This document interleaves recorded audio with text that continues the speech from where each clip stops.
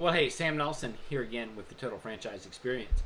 In tonight's video, I'm going to talk about the cut fees that will be incurred for people who sign contracts that they don't want to fulfill for one reason or another. Now, first off, there's items in the Constitution. For example, if the player passes away or retires or something like that, there's going to be provisions for that salary relief that will be less impactful. Okay. If the player incurs criminal charges or something like that and gets pulled out of the league or suspended or something like that, then you're going to have options for salary relief in those cases as well.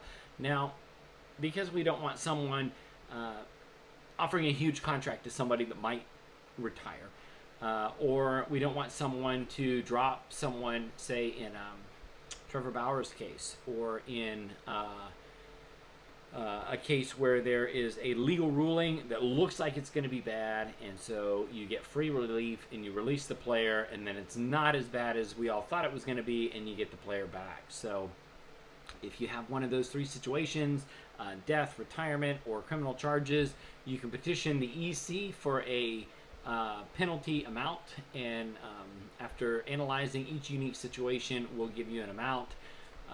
Our goal is to not beat you up over this. This is not something that you have control over, and you're likely going to get a very favorable ruling here. Now, those are extreme situations, very rare, but we know that it certainly happens. And so, we just had Buster Posey retire out of nowhere after a great year. We had, the situation with Trevor Bauer from a criminal standpoint. We had Jose Fernandez many years ago that passed away unexpectedly. These situations do occur, and we do have provisions for that. Now, barring one of those more rare situations, let's say you signed Christian Yelich to a 10-year deal like the Brewers did, and the guy hasn't been healthy. He's a fine ball player, but he's just not producing the way that you wanted to pay him to produce, and you'd like relief from that contract. You do have options for that. Right now, what we're looking at, and this is something that once we've solidified the ownership in the league, is more than likely something that I will be proposing to the league to get some input on, because what we want to do is maintain the integrity of the contracts, maintain the integrity of the league, but we also don't want someone to get brutalized because a player broke their kneecap and just never recovers.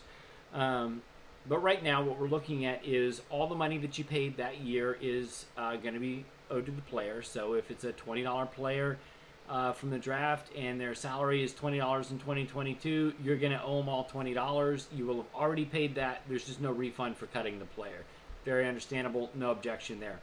After that, it drops to a 75% of the next year's salary, and then a 12.5% reduction over the next 3 years. So 75%, 62.5%, 50%, and then it goes away.